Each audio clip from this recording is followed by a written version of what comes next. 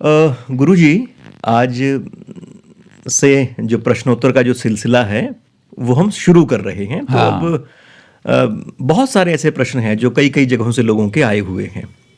प्रश्न पूछिए। बात यह है, अगर जिज्ञासा संतुष्ट नहीं होती तो फिर जो हम बोल रहे हैं उसका कोई लाभ नहीं, फायदा नहीं। लोगों की जिज्ञासा को संतुष्ट करेंगे तो हमारे बोलने का कुछ फायदा है। तो इसलिए जो जिज्ञासाएं जहाँ से आई हैं उनको संतुष्ट करना बहुत ज़रूरी है। जी। अच्छा गुरुजी, एक तो आप ये बताएँ प्लीज़ कि एक शब्द बार-बार आता है तंत्र का। तो ये तंत्र है क्या? मतलब इसका पॉपुलर अर्थ क्या है और वास्तव में तंत्र क्या है? और क्या आपका भी कोई अनुभव रहा है तंत्र को लेके? तो इस सब के ऊपर प्लीज़ आप हमें बताएँ सबको।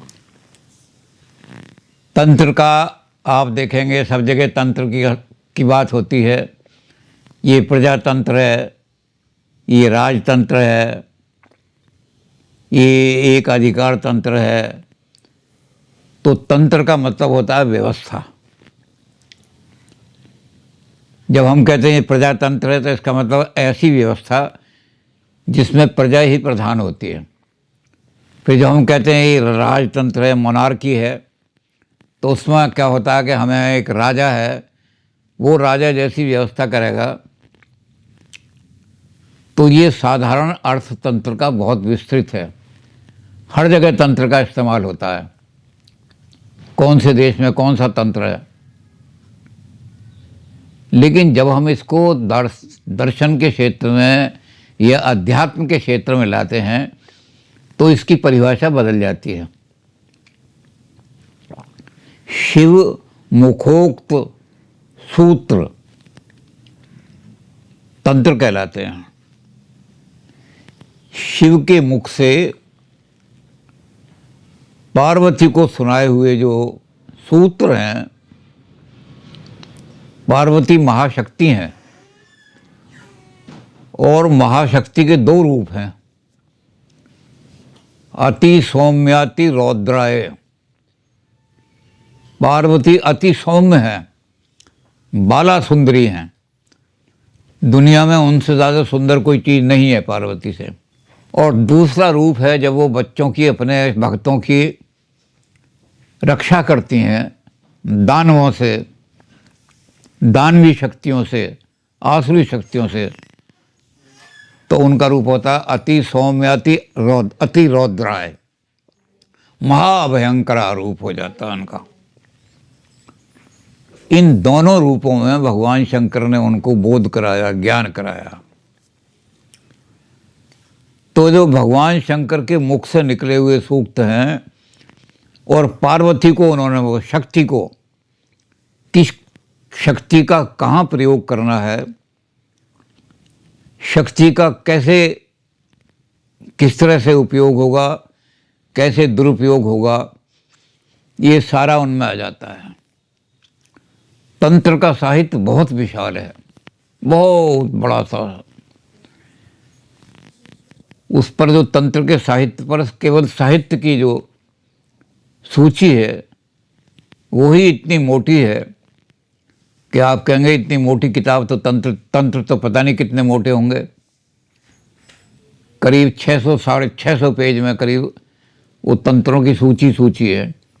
और उस तंत्र की सूचियों में एक एक तंत्र के बारे में एक एक पैराग्राफ लिखा हुआ है, तब भी वो इतनी मोटी किताब बन गई है। तो शिव के मुख से निकले हुए जितने भी सूत्र हैं और पार्वती को, महाशक्ति को बताए हुए सूत्र हैं, और किसी को नहीं। पार्वती बैठी हुई हैं और उनसे पूछ रही हैं संसार की व्यवस्था चलाने के लिए। अब इन तंत्रों को अलग अलग तरीके से विभाजित किया गया है। भगवान शंकर के मुख से, जो पूर्व की तरफ से, भगवान शंकर के 5 मुख हैं, पंचमुखी महादेव हैं। तो ऊपर के सामने के जो पूरब का मुख है, जब वो पार्वती पूरब की तरफ आकर के बैठती हैं और उनसे कोई प्रश्न करती हैं कि इस प्रश्न का उत्तर दीजिए, तो वो सिद्धांत तंत्र कहलाते हैं, प्रिंसिपल्स ऑफ तंत्रा।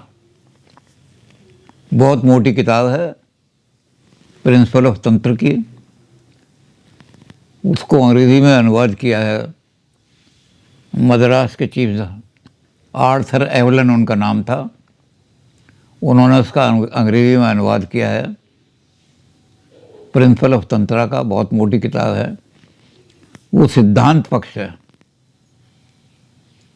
तंत्र की डेफिनेशन है, अलग अलग डेफिनेशन है। बिंदु क्या है, उस बिंदु के पास पहुंचने का तरीका क्या है, बिंदु की उत्पत्ति कैसे होती है, वो चक्र जो हैं वो क्या काम करते हैं। तो ये सारा सिद्धांत उसमें जो पूरब के मुख से निकले हैं तंत्र, उन तंत्रों के अंदर सिद्धांत ही सिद्धांत है। अब पार्वती बैठती हैं उत्तर की तरफ, तो उत्तर की तरफ भगवान शंकर का मुख है और पार्वती बैठती हैं वहाँ पर, पूछती हैं प्रश्न। तो भगवान शंकर उनको बताते हैं वशीकरण मंत्र। किसी को अपने वश में करना हो और सभा के अंदर सारी सभा बैठी हुई है, उस सभा पे मोहिनी मंत्र डालना है, आपकी वाणी को सुनकर के सभा मुग्ध हो जाए बिल्कुल। इससे अच्छा तो भाषण कोई कर ही नहीं सकता, और इससे अच्छी वाणी तो कोई बोल ही नहीं सकता। तो जितने मोहिनी तंत्र हैं और वशीकरण तंत्र हैं, वो तंत्र हैं जो भगवान शंकर के उत्तर वाले मुख से निकले हैं, और इसलिए उनकी सिद्धि भी उत्तर की तरफ मुंह करके होती है। उत्तर की तरफ मुंह करके उन तंत्रों को सिद्ध करते हैं, तो वशीकरण सिद्ध हो जाता है, मोहिनी सिद्ध हो जाती है। ये तंत्र, बहुत सारे तंत्र हैं। ये भी, जैसे मैंने कहा, तंत्रों का साहित्य बहुत विशाल है, बहुत बड़ा, सैकड़ों तंत्र हैं। फिर भगवान शंकर की वाणी सुनने के लिए वो, क्योंकि चार भगवान शंकर के हैं, एक ऊपर की तरफ है, चार मुख पर फिर बाईं तरफ पश्चिम की तरफ जाके बैठती है वो, और पश्चिम की तरफ जाकर के वो भगवान से कुछ प्रश्न करती हैं। शंकर भगवान उन प्रश्नों का उत्तर देते हैं। वो कहलाते हैं अगध तंत्र। अगध तंत्र आयुर्वेद का एक पेपर है आयुर्वेद में, उसका आरंभ भी इस तरह होता है, विष प्राण हरम च युक्ति युक्त रसायनम। जितने भी विष हैं संसार के अंदर, वो प्राण का हरण करने वाले हैं, आदमी को मार देते हैं। लेकिन उनको किस युक्ति के साथ प्रयोग किया जाए कि वो रसायन बन जाते हैं, आयु को लंबा करने वाले। हमारे शरीर को जो 5 तत्व चला रहे हैं, उन 5 तत्वों को शक्ति देने वाली जो दवाई है वो रसायन कहलाती है।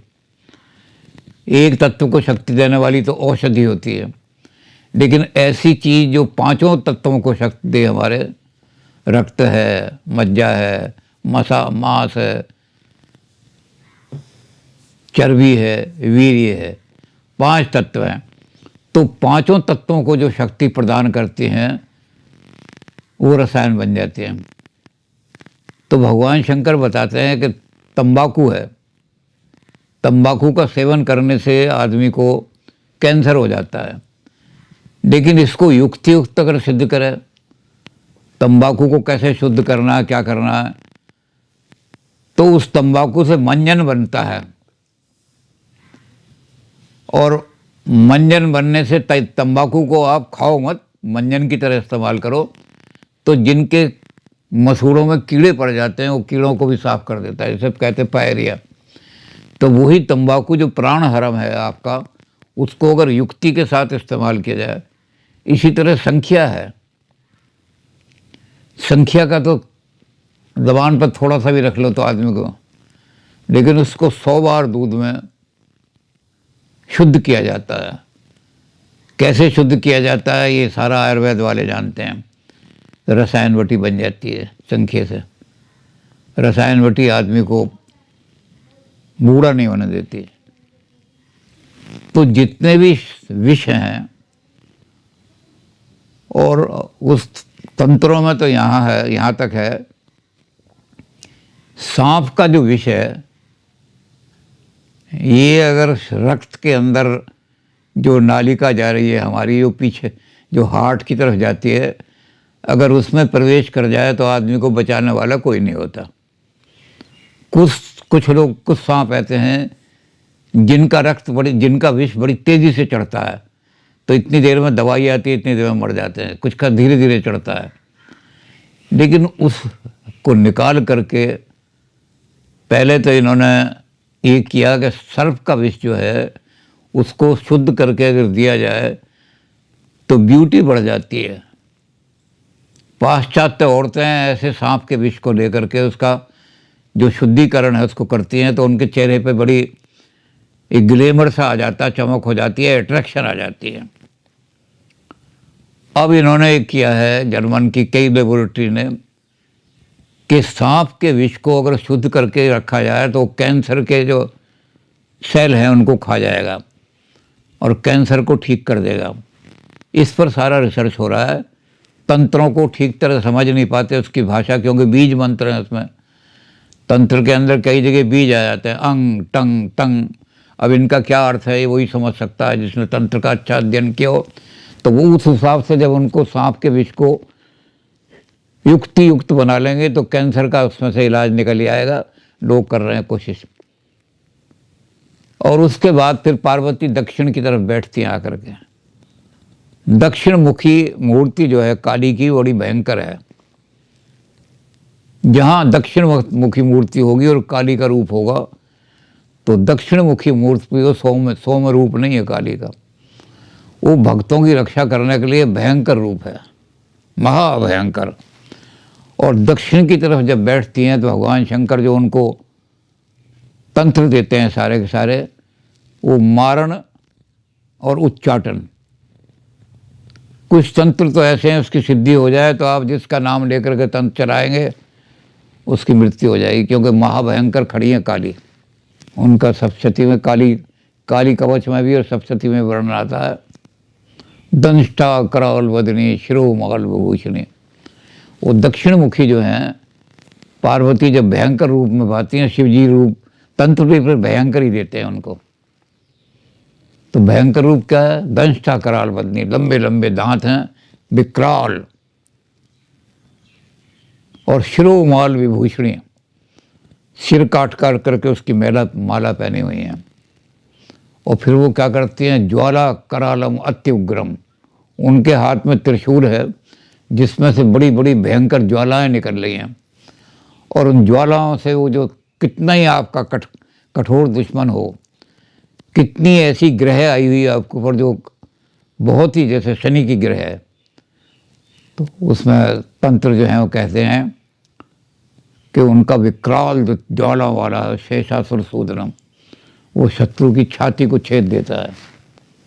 वो रक्त की बलि मांगती हैं, लाओ रक्त लाओ, रक्त चढ़ाओ, जिसको कहोगे उसका खून पी लूँगी मैं। तो ये चार तरह के तंत्र जो हैं ये बड़े भयंकर भी, सौम्य भी, वशीकरण वाले भी। ये भगवान शिव के मुख से निकले हुए जितने भी सूत्र हैं वो सब तंत्र ही कहलाते हैं, तंत्र सूत्र कहलाते हैं। अच्छा गुरुजी, एक आप ये बताएं, ये तो चलो आपने उनकी एक पौराणिक ढंग से एक पूरी बातचीत बताई। अगर हम ऐतिहासिक कालक्रम में देखें तो फिर ये तंत्रों का विकास किस क्रम में जाके होता है, किस क्षेत्र में होता है? तंत्रों का विकास वेदों से भी पहले है। अभी वेद ज्ञान नहीं आया था, जो अध्यात्म का और इसका ज्ञान है। और प्रकृति के साथ लोग तरह तरह की जो प्रकृति की शक्तियां उनके साथ खेलते थे।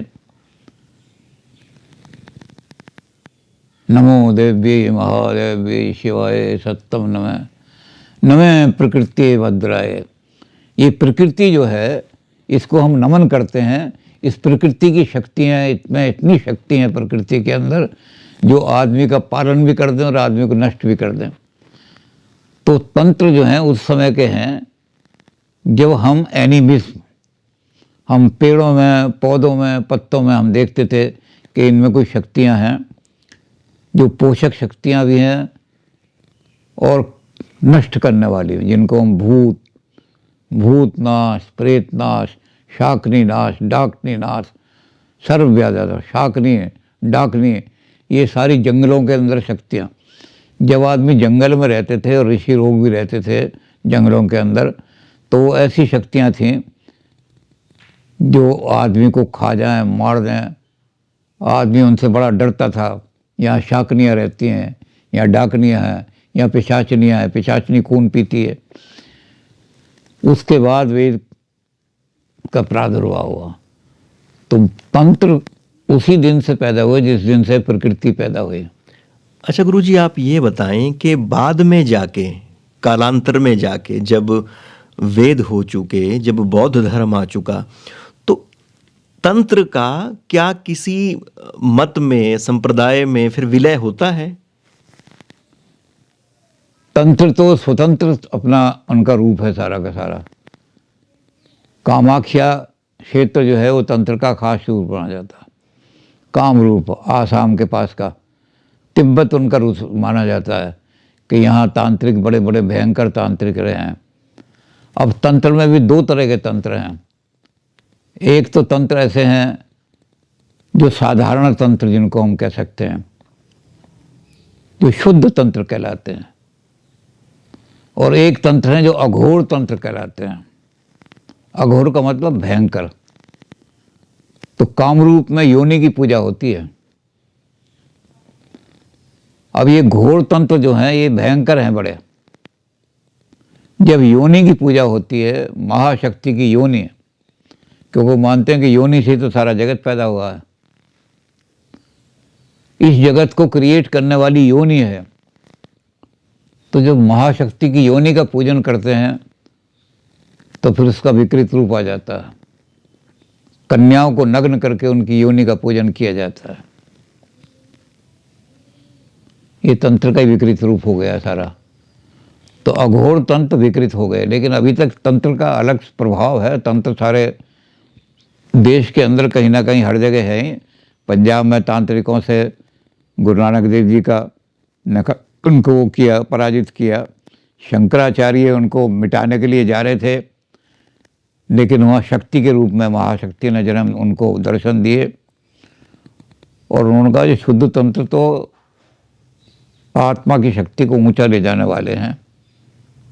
ये तो तेरी वाणी में भी मोहनी ला देंगे, ऐसा कि जहाँ तू बोलेगा सारी दुनिया तेरे से प्रभावित हो जाएगी। इसीलिए उन्होंने कहा कि अगर तंत्र हैं, सारी प्रकृति में विष ही विष फैला हुआ है। इन विष को अगर शुद्ध नहीं किया गया तो औषधियाँ कहाँ से बनेंगी। तो अगर तंत्र था, जैसे मैंने कहा, अगर तंत्र तो आयुर्वेद का अंग बन गया। आयुर्वेद में है पूरा का पूरा एक चैप्टर है अगर तंत्र का आयुर्वेद में। यानी कि गुरुजी, तंत्र तो अपने आप में एक चेतना की, विज्ञान कह सकते हैं, है जो पूर्वजों में पीढ़ी दर पीढ़ी चलती आई, पर बाद में उसका स्वरूप बिगड़ता चला गया। उसके बहुत छोटे उस तंत्र का रूप यूँ बिगड़ गया कि भाई जो अघोर लोग थे, इन्होंने अघोर क्रियाएं करनी शुरू करी, क्योंकि अघोर तंत्र में तो मारना होता है, किसी को मारना है। तो अघोर तंत्र जो सिद्धि करते हैं उनमें तो योगिनियाँ जो आती हैं सिद्धि करने वाली, वो पहले रक्त की बलि मांगती हैं। बकरा चढ़ा, जिसमें से रक्त टपक रहा हो, ऐसी चीज़ मेरे ऊपर अर्पित कर। तो उसके अंदर बहुत सारे विकार आ गए। और जो तिब्बत के अंदर तंत्र था जिसका नाम वज्रयान था, जो बौद्धों के साथ मिल गया था, वो वज्रयान तो बिल्कुल ही विकृत हो गया। वज्रयान में तो सारा विकार ही विकार हो गया। जैसे मैंने बताया ना कि काम रूप के अंदर योनि की पूजा होती थी, तो नारियों की, नंगी औरतों की योनियों की पूजा करने लगे वो। उनको, औरतों को खड़ा करते थे। तो महाशक्ति की योनि तो बहुत बड़ी है, सारा संसार अभी उस योनि को छोटे रूप में ला के, तो ये विकार आ गए थे हमारे उन तंत्रों में जो वज्रयान के साथ मिल गए। वज्रयान के साथ मिलकर के तंत्र उधर चले गए। इन तंत्रों को शुद्ध करके, इन तंत्रों का सही रूप निकाल करके पाश्चात्य लोगों ने इस पर बहुत काम किया। युंग ने तंत्र में से जो कुंडलिनी की शक्ति से निकाल करके कहा कि हमारे जो 6 नर पुरुषेस हैं, जो हमारी सारी शरीर की क्रियाओं को चलाते हैं, सारी जितनी क्रियाएं हैं सिवाय थिंकिंग के, लॉजिक और थिंकिंग के अलावा बाकी जो शरीर की क्रिया हैं, ऑटोनॉमस नर्वस सिस्टम, वो सारा तंत्र के साथ मिलता जुलता है बिल्कुल। तो आज हमने उस तंत्र को, पाश्चात्य लोगों ने उसमें देखा। ये भी आर्थर एवलन ने तंत्र पर बहुत काम किया, प्रिंसिपल ऑफ तंत्रा भी किताब लिखी है, और सरपेंट पावर जो किताब लिखी है, वो तो कुंडलिनी जब जाग जाए तो कितनी शक्ति शरीर में आ जाती है। तो तंत्रों को शुद्ध रूप में ला करके उन्होंने बाकी जो मोहनी तंत्र हैं और सिद्धांत तंत्र हैं, सिद्धांत वाले तंत्र जो हैं वो तो ऐसे वे आपको मोक्ष की ओर भी ले जाएंगे।